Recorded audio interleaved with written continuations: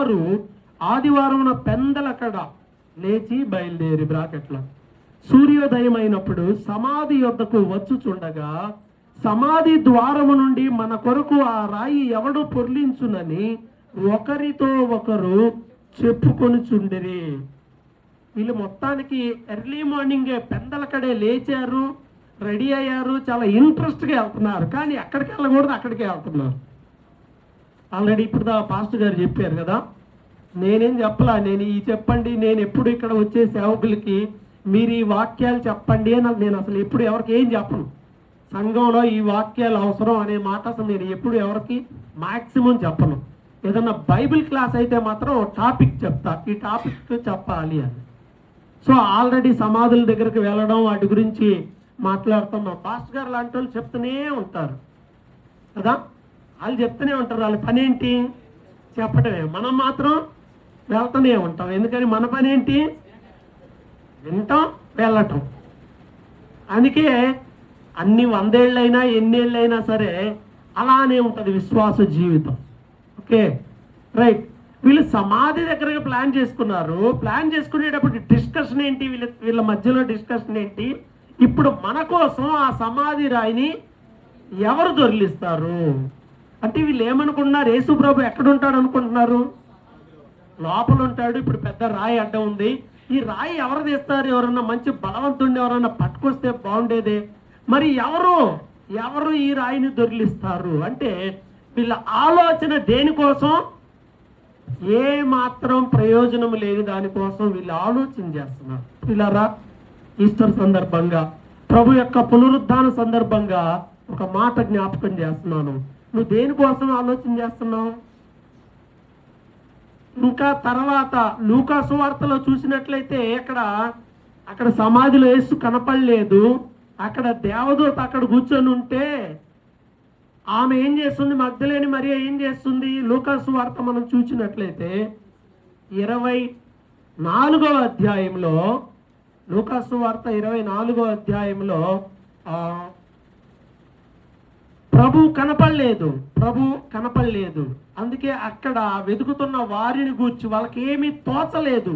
యేసుదేవం కనపడకపోయేబట్టికి వారికి ఏమీ తోచలేదు అని బైబిల్ గ్రంథంలో ఇక్కడ మనకి కనపడుతుంది. వాళ్ళకి ఏం తోచలా, పాపం ఎంతో ఇంట్రెస్ట్కి వెళ్ళారు. కానీ అక్కడికి వెళ్ళేపాటికి ఏం కనపడింది? వీళ్ళు ఏం ఎక్స్పెక్ట్ చేశారో అది వాళ్ళకి జరగల. వెళ్ళి యేసు ప్రభు సమాధిని చూసి శుభ్రంగా సమాధికి కావలసిన ఈ సుగంధ ద్రవ్యాలన్నీ కూడా పూసి హ్యాపీగా, అబ్బా ఓ పెద్ద పని చేసాం, మంచి పని చేసాం, యేసు ప్రభు శవానికి స్ప్రే కొట్టొచ్చాం, అదొక సంతృప్తి పొందాలి అని అనుకున్నారు. కానీ అది జరగల. ఎందుకంటే సజీవుడైన ప్రభువుని వారు మృత సంబంధమైన ఆలోచనలే మృతమైనవి, వేస్ట్. అసలు అవి అనవసరం. భక్తి జీవితంలో గుర్తుపెట్టుకోండి, పరలోకం నేను వెళ్ళాలి అనుకునే వాళ్ళ ఆలోచనలు, భక్తి పద్ధతి తీరంతా డిఫరెంట్గానే ఉంటుంది. కంజూరపు ఆకుల్లాగా పై షో మెయింటెన్స్ కాదు. భక్తి అనేది షో ఎప్పుడు కాదు. ఎవరికో కనపడటం కోసం చేసేది భక్తి కాదు. కొంతమంది కనపడరు, వాళ్ళు అంత మాత్రాన భక్తి చేయట్లేదని మనం అనుకోకూడదు. సిలువలో 2 దొంగలు ఉన్నారు, మధ్యలో ప్రభువు ఉన్నాడు. వాళ్ళు ఎన్నో మాట్లాడుకున్నారు. అందరికి దారిని పోయే వాళ్ళందరికీ అర్థమవుతాయి, అవి అర్థమవుతాయి. కానీ అల్టిమేట్గా 2లో ఒక దొంగ ఏమైపోయాడు? నీతివంతుడిగా మారిపోయి చక్కగా పరదైస్కి వెళ్ళిపోయాడు. ప్రతి జీవితంలో మనకేంటంటే పైన చూస్తూ ఉంటాం, అన్ని పైన వాటిని చూసి మోసపోకూడదు. పై వాటిని బట్టి ఎవరిని అంచనా వేయొద్దు. ఎవరి హృదయం ఏంటో దేవుడికి తెలుసు. అర్థమవుతుందా?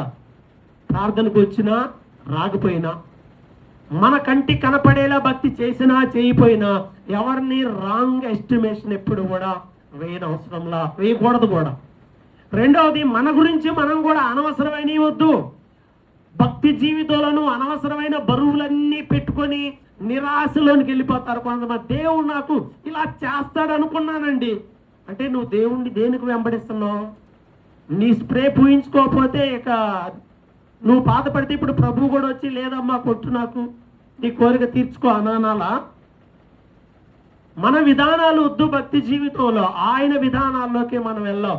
ఇంకో స్టెప్ యోహాను సువార్తలో మనం చూస్తే 20వ అధ్యాయంలో 14వ వచనంలో యేసు ప్రభు ఎదురు నిలబడ్డాడు.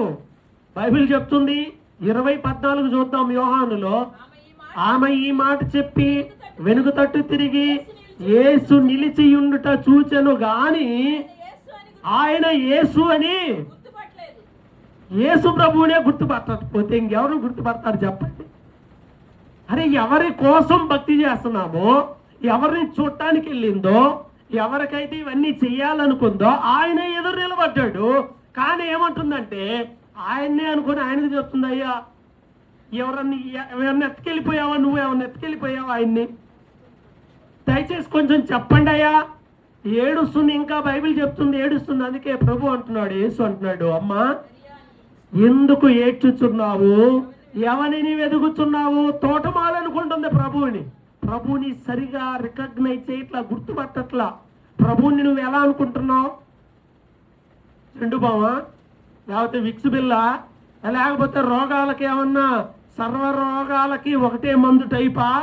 లేకపోతే నీకున్న సమస్యలన్నీ తీసి నిన్ను గట్టెక్కించి మొత్తం అన్ని చేసే ఏదో ఒక సాధారణ సహాయకుడా? నువ్వు ఎలాగనుకుంటున్నావు ప్రభువుని? చాలా మందికి అన్ని ఎక్కువ ఇవే ఉంటాయి. నేను ఇలా అనుకున్నాను, ప్రభు ఈ సంవత్సరం నాకు ఇది ఈ మెయిల్ చేస్తాడులే అనుకుంటున్నాను. చేయకపోతే జరగకపోతే ఇంకేముంది? పాస్టర్ గారు మంచోడు కాదు, లేదా ఆయన విశ్వాసం సరైంది కాదు, లేదా ఆయన సరిగా ప్రార్థన చేయడం వల్ల, లేకపోతే చర్చిలోనే పవర్ లేదు. మన ఆశలు ఆలోచనలు దేని మీద ఉన్నాయి? మన టార్గెట్ ఏంటి? విశ్వాసపు జీవితం యొక్క అంతిమ లక్ష్యం ఏంటి? లక్ష్యాలు పక్కన పెట్టి వేరే గురులు పెట్టుకుంటే ఖచ్చితంగా ఏదో రోజు నువ్వు బాధపడతావు, గ్యారంటీ. అందుకే బైబిల్ చెప్తుంది, నా రాజ్యాన్ని నా నీతిని వెతకండి, మీకు కావలసినవన్నీ నేను ఇస్తాను. ఇది దేవుడిచ్చిన అభయం. నా యందు మీరు నిలిచి ఉండండి, అప్పుడు నేను మీ యందు నిలిచి ఉందును, అప్పుడు మీకు ఏది ఇష్టమో అడగండి. ఎప్పుడు ఇదంతా కొన్ని రూల్స్ ఉన్నాయి. నువ్వు ప్రభువులో ఉంటే ఆయన చూసుకుంటాడు అవన్నీ. పాస్టర్ గారు చూసుకుంటాడనో, నీ పక్కన విశ్వాసం చూసుకుంటారనో, లేదా సంఘం అంతా ఎంతో కొంత వేసుకొని నిన్ను పైకి లేపుతుందనో, ఇలాంటి కలలు కలవను ఎక్కడా లేదు. ఎవరి ద్వారా ఆదరణ ఎక్స్పెక్ట్ చేయమాక, ఎవరో నన్ను బలపరుస్తారు అనుకోమాక. నీ ఎక్స్పెక్టేషన్లు అన్ని పేక మేడల్లో కూలిపోతాయి. అయితే ప్రభు ఉన్నాడు, ఆయన సర్వకాలము ఉంటాడు. సర్వకాలం మనతో ఎవరన్నా ఉంటారా? ఎవరు ఉండరు, కానీ ప్రభు ఉంటాడు. కాబట్టి గుర్తించండి, ప్రభువుని గుర్తించలా, ప్రభువుని మనం గుర్తించాలి. ప్రభు శక్తిని కూడా మనము గుర్తించే వారముగా ఉండాలి. యేసు చనిపోయిన తర్వాత శిష్యుల పరిస్థితి ఏంటి? ఒక్క మాటలో చెప్పాలంటే మొత్తం అబ్స్టాండ్ అయిపోయారు. ఒక్కళ్ళన్నారా? ఎవరు లేరు. ఎందుకంటే వాళ్ళ సిచ్యువేషన్ బాలా, వాళ్ళ మానసిక పరిస్థితి బాగాలేదు, వాళ్ళు భయంలో బ్రతుకుతున్నారు. ఒకవేళ నేను కూడా క్రిస్టియన్ అని చెప్తే, నేను కూడా క్రైస్తవుణ్ణి, లేదా నేను యేసు శిష్యుణ్ణి అని చెప్తే లేనిపోయింది, నాకు కూడా ఏమైనా శిక్షేస్తారేమో అనే భయము వారిని వెంటాడుతుంది. ఆ భయంలోనే మార్కునే పట్టుకున్నాడు. మార్కుని పట్టుకుంటే ఆయన ఏం చేశాడు? బైబిల్ చెప్తుంది, మార్కులోనే ఉంటుంది, ఆయన గురించి ఆయనే రాసుకున్నాడు. ఆ పడుచువాడు పై వస్త్రాన్ని ఏం చేశాడంటే, ఎవడ గట్టిగా పట్టుకుంటే అది ఇడిచిపెట్టేశాడు, దీన్ని వదిలిపెట్టేసి వెళ్ళిపోయాడు. పేతురు ఆ చిన్నపిల్ల కూడా అడిగింది. ఆ చిన్నపిల్ల కన్నా చెప్పాడా? చిన్నపిల్లకు ఎవరన్నా భయపడతారా? నువ్వు ప్రార్థనకి వెళ్తున్నావు, నువ్వు క్రిస్టియన్ అని ఎవరన్నా పిల్లలు అడిగారు అనుకో, మనకి ఇష్టం లేదనుకో చెప్పడం. చిన్నపిల్లే కదా అడిగింది, ఏం చెప్తాం? చెబితే నిజం చెబుతాం, లేకపోతే నిజం చెప్పకపోయినా ఏం చేస్తాం? ఎవరు మూసుకుని పో, వాళ్ళు ఎంత లేవు, నీకు ఇవన్నీ కావాల్సి వచ్చినప్పుడు అని అంటాం. కానీ పేతురు చూడండి పాపం ఎంత టెంప్ట్ అయిపోయాడంటే, చిన్నపిల్ల దగ్గర కూడా టెంప్ట్ అయిపోయాడు. అన్ని తోళ్లే పెట్టేస్తున్నాడు. ఒట్టు పెట్టొద్దని యేసు ప్రభు చెప్పిన బోధ విన్న ఆయనే ఒట్టు పెట్టుకోవడం, శపించడం కూడా మొదలు పెట్టుకున్నాడు తను తానే. వాళ్ళ సిచ్యువేషన్ అలా ఉంది. శిష్యులందరూ, యోహాను తప్ప అందరూ పారిపోయారు. అయితే ప్రభు పునరుద్ధానుడై తిరిగి లేచిన తర్వాత ఏం చేశాడంటే, బలహీనమైపోయిన వీళ్ళందరినీ బలపరిచాడు. జారిపోయిన వీళ్ళందరినీ మరలా బలపరిచి స్థిరపరిచాడు. ప్రియమైన దేవుని బిడ్డలారా, ఇదే పునరుద్ధానం శక్తి అంటే. నువ్వు బలహీనంగా ఉంటే ఈ పునరుద్ధానపు శక్తిని నువ్వు ఆశ్రయిస్తే నీకు బలం వస్తుంది. నువ్వు ఒకవేళ దిగజారిపోయావేమో, శిష్యులందరూ కూడా దిగజారిపోయారు, ఎవరు సరిగా లేరు. ఈయన చేపల పట్టడానికి వెళ్ళిపోయాడు, నాకు ఇంకొద్దులే అని అనుకున్నాడు. అన్నీ ఎన్నో వాగ్దానాలు ఉన్నాయి, ఎన్నో దర్శనాలు ఉన్నాయి, ఎన్నో దేవుని ప్రవచనాలు ఉన్నాయి పేతురుకి. కానీ ఏం చేస్తానంటున్నాడు ఇప్పుడు? నాకు ఇవన్నీ ఏం వద్దులే, నేను యథావిధి వెనక్కి వెళ్ళిపోతాను. మనిషి జీవితంలో ఇలాంటి పరిస్థితులు, కొన్నిసార్లు నువ్వు ముందుకు వెళ్ళలేని పరిస్థితులే నీకు వస్తాయి. నీకు అన్నీ తెలుసు, మళ్ళీ నీకు అన్నీ ఉంటాయి, మళ్ళీ భక్తిలో నువ్వు టాపే. కానీ సైతాను నిన్ను వెనక్కి తీసుకెళ్లే ప్రయత్నం చేస్తాడు. యేసు ప్రభు ఏం చేస్తాడంటే నిన్ను ముందుకు తీసుకెళ్తాడు. ప్రభు పునరుద్ధానపు శక్తి మనల్ని ముందుకే తీసుకెళ్తుంది. చివరికి జారిపోయిన వారు, అస్థిరంగా ఉన్నవారు, బలహీనంగా ఉన్నవారు అందరూ ఏమైపోయారు? బలవంతులు అయిపోయారు. పిరికి వాళ్ళందరూ ఏమైపోయారు? ధైర్యశాలులుగా మారిపోయారు. దేవుడు వారిని అలా చేశాడు. ఇది శిష్యుల జీవితంలో, నీ జీవితంలో కూడా ఓడిపోయి బాధలో, దుఃఖంలో వెనక్కి, నా జీవితం మళ్ళీ వెనక్కి వెళ్ళిపోయింది అనే పరిస్థితిలో నువ్వు ఉంటే దేవుడు మాట్లాడుతున్నాడు. ఆయన శక్తిని నువ్వు ఆశ్రయిస్తే, నువ్వు దేవుణ్ణి పట్టుకుంటే ప్రభువు మరలా నిన్ను, నీ జీవితాన్ని సెట్ చేస్తాడు, మరలా సరి చేస్తాడు, ఆశీర్వదించడానికి ఆయన సిద్ధంగా ఉన్నాడు. రెండవది ఎవరు అనంటే ఈ స్త్రీలు. ఈ స్త్రీలు ప్రారంభం నుండి యేసు ప్రభు పరిచర్యలు ఎంతో సపోర్టుగా ఉన్నారు. శిష్యులేమో కంటికి కనపడతా ఉన్నారు, కానీ చాలా మంది స్త్రీలైన వారు శిష్యులుగా ఉండి యేసు ప్రభు పరిచర్యకి, ఇంకో మాటలో చెప్పాలంటే ఆర్థికంగా కూడా చాలా బలంగా ఉన్నారనే మాట ఉంది. ఆర్థికంగా ప్రభుకి సపోర్ట్ చేశారు వీళ్ళే, స్త్రీలే. వాళ్ళ పరిస్థితి ఏంటంటే వాళ్ళు జనరల్గానే ఎమోషనల్ ఎక్కువ కదా, ఎమోషనల్ అవుతూ ఉంటారు తొందరగా. చనిపోయారు అనుకోండి, పురుషులు ఎలా ఉంటారు చనిపోయిన వ్యక్తుల దగ్గర, స్త్రీలు ఎలా ఉంటారు అంటే పురుషులు ఎవరికి బాధ ఉండదా? ఎవరు బాధపడరా చనిపోతే? పురుషులకి బాధ ఉండదా? దుఃఖం ఉండదా? ఉంటుంది.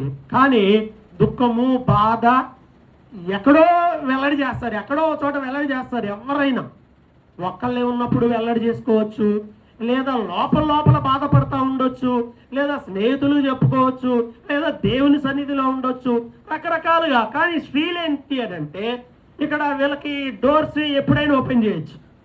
ఎవరు కూడా ఏం ఫీల్ అవ్వరు. ఏడుస్తూ ఉన్నారు అనుకో, పాప ఏందో ఏడుస్తూ ఉంది, గుర్తొచ్చి ఉంటాడులే, మీ తాతల నాన్న గుర్తొచ్చాడా నీకు, గుర్తొచ్చి ఉంటాడు, ఏడుస్తూ ఉంటాడు, పోనీలే.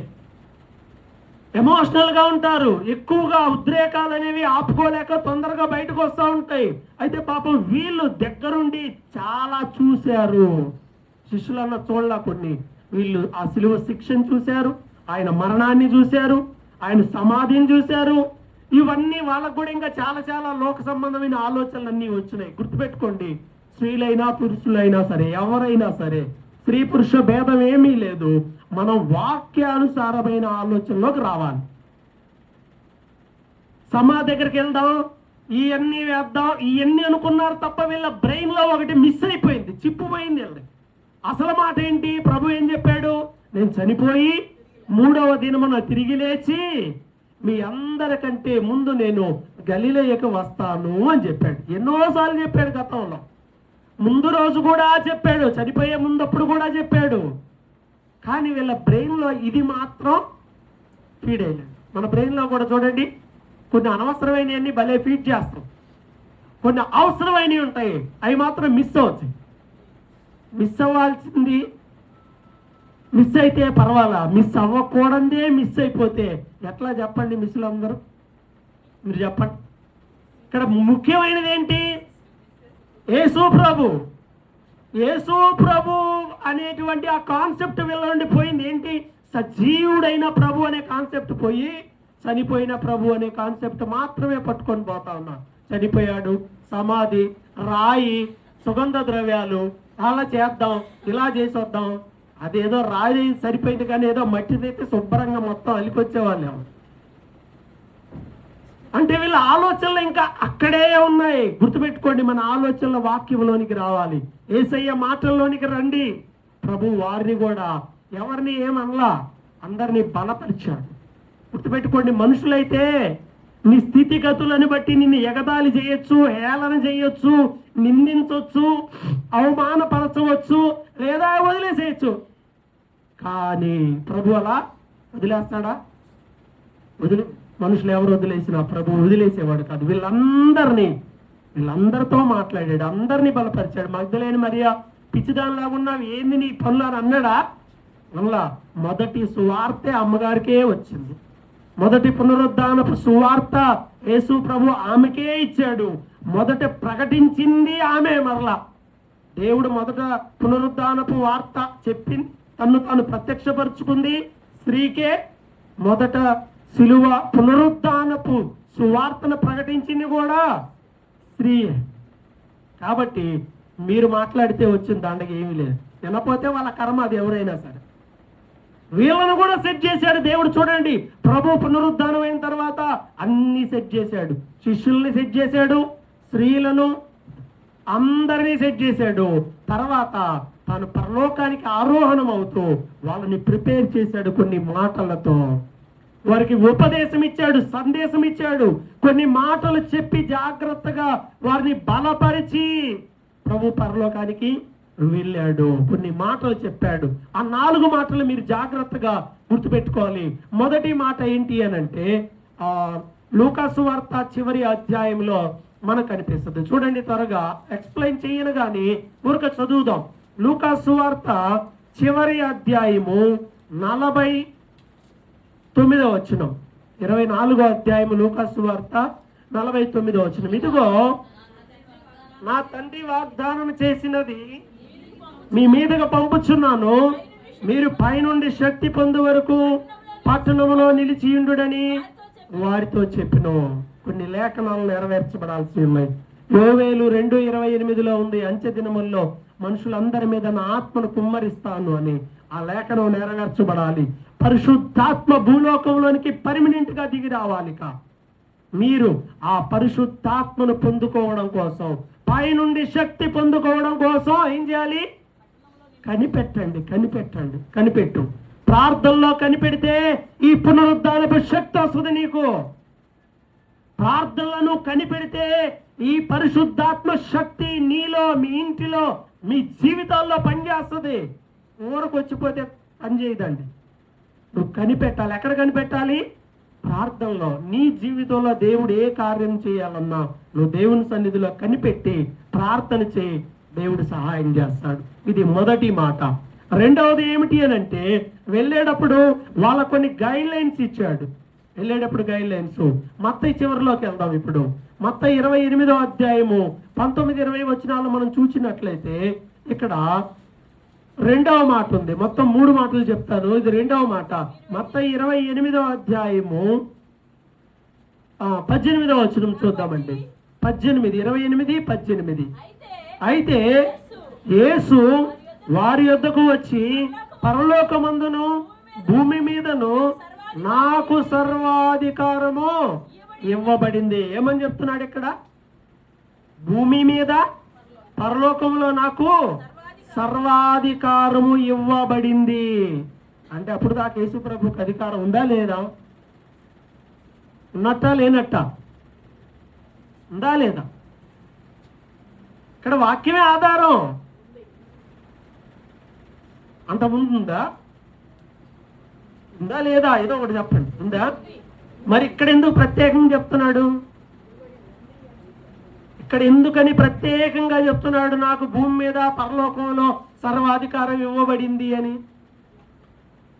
తండ్రితో పాటు ఈయన కూడా ఉన్నవాడే పరలోకంలో. అయితే నిర్వహణ ఎక్కువ శాతం మనకు నిర్వహణలో తండ్రి కనిపిస్తాడు. పాత నిబంధనలో యెహోవా అనే పేరు ఎక్కువ కనిపిస్తా ఉంటది.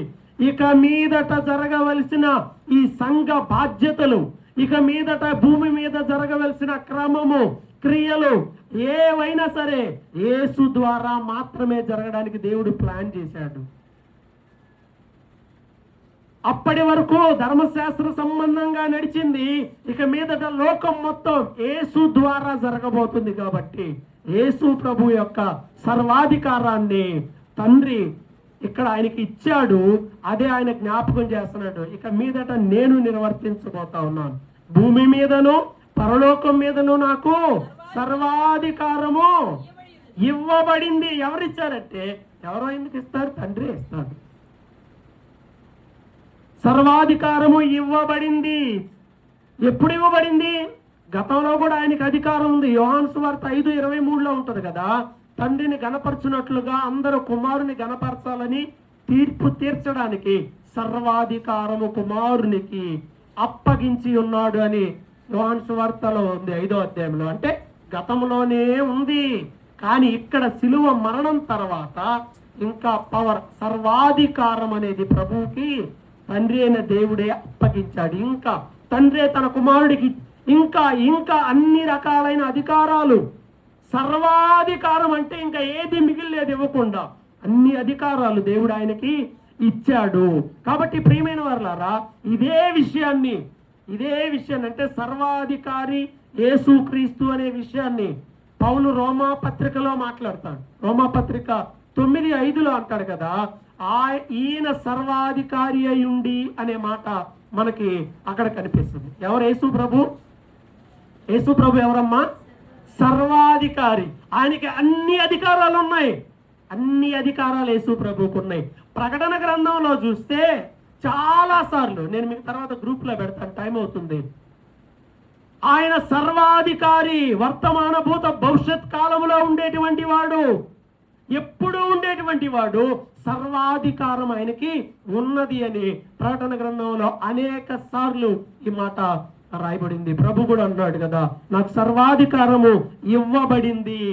మనం ఈరోజు కొన్ని అధికారాలకి కొంతమంది భయపడుతున్నారు. అమ్మో, ఈ పరిపాలనలో ఇలా ఉంటుందే, వాళ్ళు ఈ చట్టాలు చేస్తా ఉన్నారు, క్రైస్తవులకు ఇబ్బంది అవుతుందేమో, మన తరఫున మాట్లాడే ఒక ఎమ్మెల్యే లేడు, ఒక ఎంపీ లేడు, అది ఇది బాధపడతా ఉన్నారు, భయపడతా ఉన్నారు. నిజాలే, అవన్నీ నిజమే. అయితే గుర్తుపెట్టుకోవాలి, ఈ కుర్చీలన్నిట్లో వాళ్ళని కూర్చోబెట్టిన ఒక ఆయన ఉన్నాడు. దేవుని చిత్తం లేకుండానే ఆయన ప్రైమ్ మినిస్టర్ అయిపోయాడా? ఆయన ప్లాన్ లేకుండానే ఇవన్నీ జరుగుతున్నాయవా? గుర్తుపెట్టుకోవాలి, సర్వాధికారి అయినటువంటి దేవుడు ఉన్నాడు. ఆయన తలుచుకుంటే ఏది పెద్ద విషయమేం కాదు. ఇలాంటి చట్టాలు బోలెడు చట్టాలు వచ్చినాయి. ఉన్నాయి ఆ చట్టాలన్నీ. ఆ చట్టాలు చేసిన వాళ్ళు ఉన్నారా? మీకు తెలుసో లేదో, తమిళనాడులో అయితే గవర్నమెంట్ ఏకంగా బాప్తిసం ఇవ్వడానికి లేదని చట్టమే చేసింది.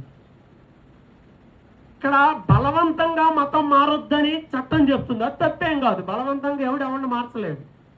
కానీ అసలు బాప్తిసం తీసుకునేవాడు ఉన్నా సరే ఇవ్వడానికి లేదు, ఇవ్వకూడదనే చట్టం చేసింది గవర్నమెంటే పడిపోయిన తర్వాత లేదు, నిలబడలా. రీజన్ అర్థం కాదు, వేరే రీజన్, మళ్ళీ పడిపోయిన రీజన్. ప్రపంచంలో చాలా మంది క్రిస్టియానిటీకి విరోధంగా ట్రై చేశారు, ఎవరు కూడా నిలబడలేకపోయారు. కాబట్టి గుర్తించండి, నీ జీవితంలో, కుటుంబంలో, సంఘంలో, సమాజంలో, దేశంలో, లోకంలో ఏం జరిగినా మనం ఒకటి గుర్తుపెట్టుకోవాలి. అదేంటంటే క్రీస్తు సర్వాధికారి అయి ఉన్నాడు. అన్ని పవర్స్ ఆయన చేతిలో ఉన్నాయి. పవర్ఫుల్ పర్సన్ పక్కన ఉన్నాడు అనుకో, మనం భయపడతామా? మేము ఎప్పుడన్నా బయటకు వెళ్తాం, నేను, రత్నం అన్న, సుబ్బారావు అన్న, అప్పుడప్పుడు కుదిరినప్పుడు సరదాగా బయటికి వెళ్తాం. ఎప్పుడన్నా బయటకంటే మేము ఎక్కడ కాదు, కొరకై చుట్టూ ఎక్కడన్నా వెళ్తే మేము ఒకళ్ళ మీద ఒకళ్ళు అధికారం, ఎవరన్నా ఊరకడతా పోలీసులు బండి ఆపితే ఏం చేస్తామని అనుకో, నేను ఆయన పేరు చెబుతాను. అది ఎవరు అనుకున్నావు? కలెక్టర్ అని చెప్తాం. మేము ఊరకు సరదాగా అనుకుంటాం, కలెక్టర్ గారి బండిని ఆపుతాడే ఏంటి అని. ఆయన ఏమంటాడు, అయ్యా మాదేముందే, నేనేదో చిన్న ఉద్యోగం చేసుకున్నాను, నేను ఇది అంటాను, ఆయన అది అంటాడు, ఆయనకి ఇంకొకటి ఉంది. ఊరక సరదాగా మేము అనుకుంటా ఉంటాం. నిజంగా చేతిలో మంచి పవర్ఫుల్ పర్సన్ ఉన్నాడు అనుకోరన్న భయపడతారా? మామూలుగానే మాకు ఆ భయాలు ఏమి లేవు. ఎవరి భయం లేకుండా వెళ్ళిపోతాం ముగ్గురు. ఆ ఇల్లు ఆపుతారా, అది చేస్తారా, ఏమి ఎందుకు లేవు? కొంచెం ఏదో కొంచెం ఉంటేనే ఇంత ధైర్యంగా ముందుకెళ్తామే. అలాంటిది సర్వాధికారి అయిన దేవుడు మనతో ఉంటే ఎంత ముందుకెళ్ళాలి చెప్పండి, అవునా కాదా? కాబట్టి పునరుద్ధాన దినమందు దేని విషయంలో భయపడద్దు. బైబిల్ చెప్తుంది, ఆయన సర్వాధికారి అయి ఉన్నాడు.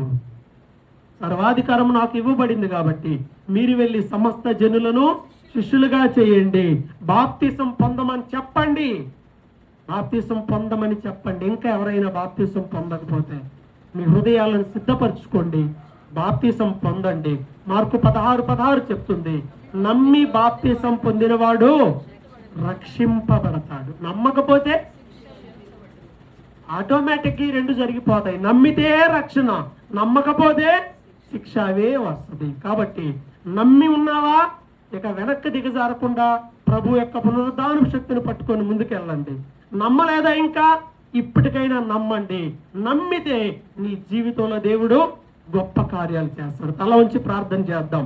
మన దేవుడు సజీవుడు, మరణము గెలిచిన వాడు. మరణం ఆయన్ని బంధించి ఉంచుట అసాధ్యము.